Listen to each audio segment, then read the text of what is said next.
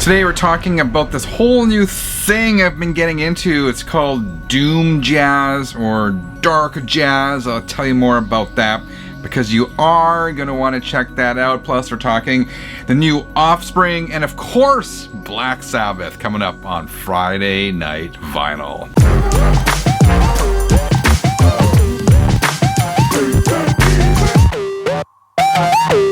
Hi, my name is Frank. It's Friday. That means it's time to kick back, relax, and talk music. I hope you guys have moved over here. I hope you guys have had a good week. The weather here has been unseasonably mild, warm for this time of year. I think this week it was like 30 degrees Celsius, which is 80 Fahrenheit or in the low 80s. I don't know. I've been spending time outside. I got color on my face again. Kind of dug it last week where in the comments you guys left records you were spinning on the weekend. I checked out a whole bunch of stuff. So again, after you're done this video, please do leave a comment below letting us know what you're spinning this weekend because it is a great music discovery tool. Anyway, let's get to the rest of the vid. Before we get into the music, if you aren't aware, pre-orders are now open for KK's Priest. KK's Priest, of course, is KK Downing's new band. KK was one of the founding members of Judas Priest. He left about a decade ago, and he's back in the game, man. And on vocals, he has none other than Tim Ripper Owens. Tim was in Priest for 8 years, replacing Rob Halford in the 90s when Rob left to do his own thing. This album, from what I've heard only the one track, is smoking, and I think it's on par, that one song, with anything that Priest has done in the past 20 years. The album's called Sermons of the Sinner. I have it open on my desktop here. I pre-ordered the exclusive signed silver disc, which is now sold out, but the other colors are also available. So if you're looking for some good metal, that is coming out this August. So just wanted to give you all a heads up about that release. Let's get on with the music. I picked this up this week. Finally, it's the new one from the Offspring, the 2021 release called Let the Bad Times Roll. And I gotta tell you, I'm really pleasantly surprised by this album. There's the back, and it comes in a gatefold. Let me show you the vinyl. It came on paper insert, right? I'm gonna put that in a MoFi sleeve. And this one comes on, they're calling this orange, what do they call this? They call it the Indie Store Orange Crush Colored Vinyl. Picked this up at one of my local record shops.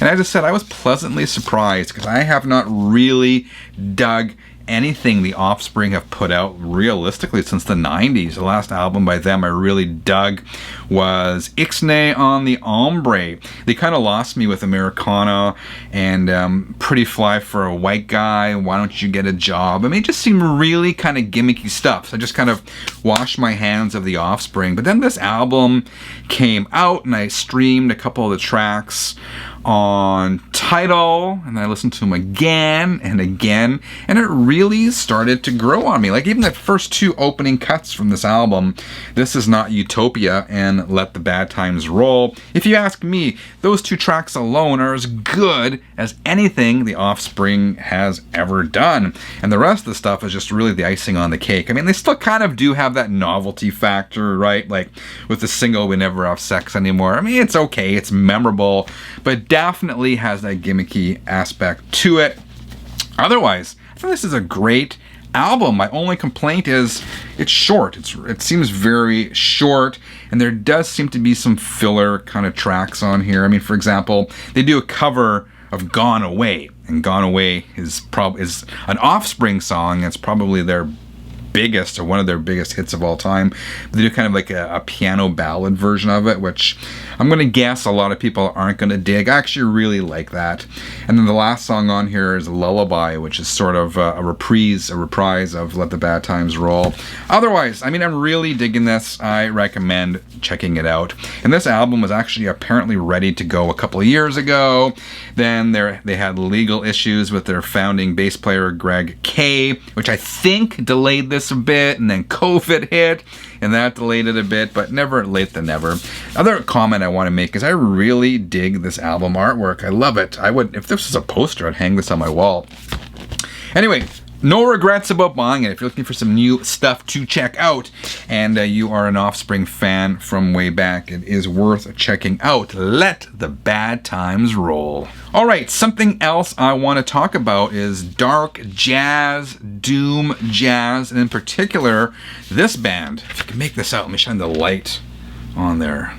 There you go. If you can see that. I love this album artwork, right?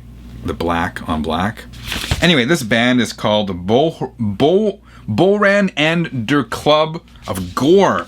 These guys are out of Germany, and they have a really interesting band history. They started out in the 80s as a hardcore band and somehow just kind of switched the lever, did a 180, and really started playing this doomy, dark jazz. Picked up a couple of their albums recently. This one is regarded as their best. This one is called Black Earth. And people have asked me how to describe this. I made some notes here. Slow tempos, the mood is very solemn. I mean, they jokingly call themselves elevator music. It's not. It's almost like a horror movie soundtrack, but it's definitely not get up and go kind of music. And the bottom line, though, is I have never heard music like this before. I mean, it's saxophone, it's bass, it's piano, it's low key. It's a really good way. I mean, I slapped this on. This is a really good way to end the day. This album, as I said, is probably their most highly regarded, but it is also very dark and gloomy and maybe hard to get into. I actually like this one a little bit better. So this one, Black Earth, came out in 2002, and it was their fourth album. This one, Sunset Mission, was their third album, and it came out in 2000. And these are all being recently reissued, so you can actually find them quite cheap. I got these at deepdiscount.com in the US. I think they were like $20 each, something like that. Anyway, I do prefer this one. This is a little more traditional. Sunset, it's called Sunset Mission. It's a little maybe easier to wrap your head around, but definitely still has that dark aspect to it, that doomy aspect to it. And again, just really chill and ominous. The music is quite ominous. Maybe that is a good way to describe it. And again, unlike anything I've ever heard. So if you're looking for something different and kind of want to break out of your shell, check out Bohren and der Club of Gore, straight out of Germany. All right, and before I leave you, I do want to talk about Black Sabbath. As you likely know, Sabbath has been on this kick where they've been doing deluxe reissues of some of their back catalog. First up was Paranoid, and then came Volume 4, and coming up in June is going to be the deluxe, super deluxe reissue of Sabotage. I'm super excited about Sabotage because that is my favorite era of Black Sabbath. Anyway, I never ended up getting the Paranoid box set on vinyl. It was expensive, but I came across this on importcds.com. It was $25 US with cheap shipping to Canada, and this is the CD version of it, and it sounds fantastic. I mean, would I prefer the vinyl version? Probably. Mostly for the fact that you get the bigger posters and the bigger booklets and all that stuff. But when I looked at the prices, the CD box set was $25, and the vinyl version, the vinyl box set, at least here, goes for like $125 to $150. So I mean, just numbers and cents. It made sense for me to pick up the CD, and it's still cool, right? I mean, I think the CD has been unfairly written off.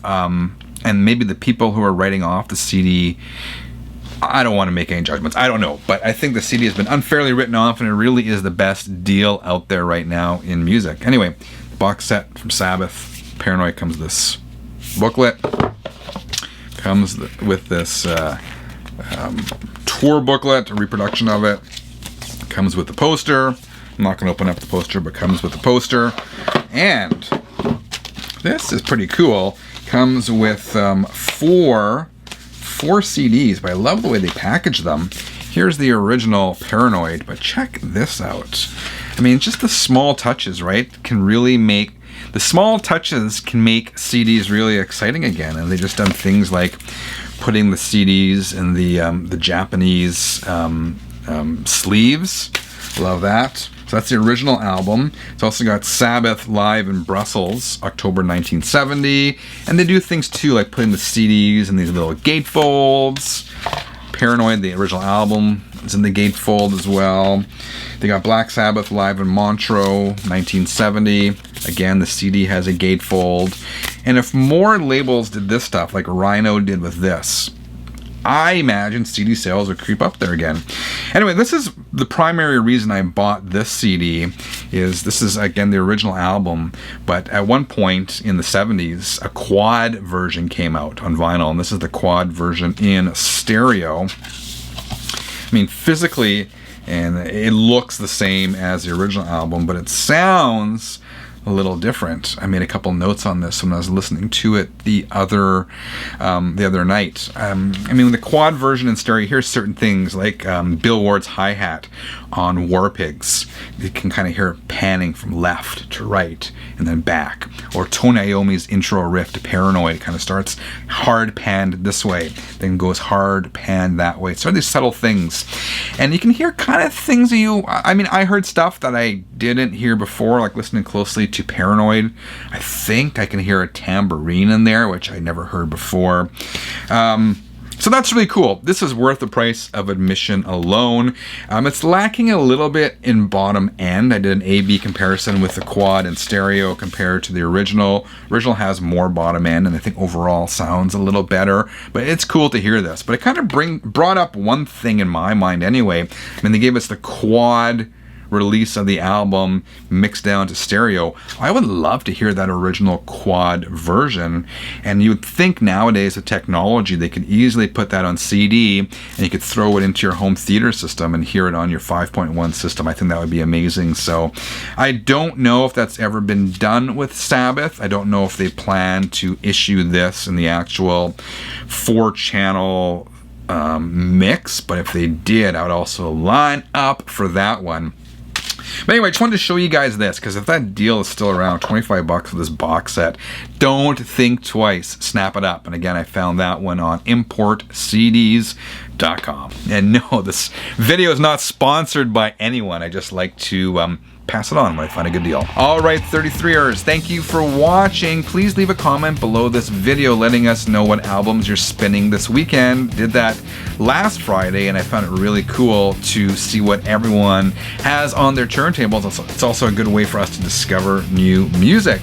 Otherwise, if you dug this video, I'd appreciate a quick thumbs up. There will be no Sunday video this Sunday, but I will be back with new content really soon. Until then, keep on spinning.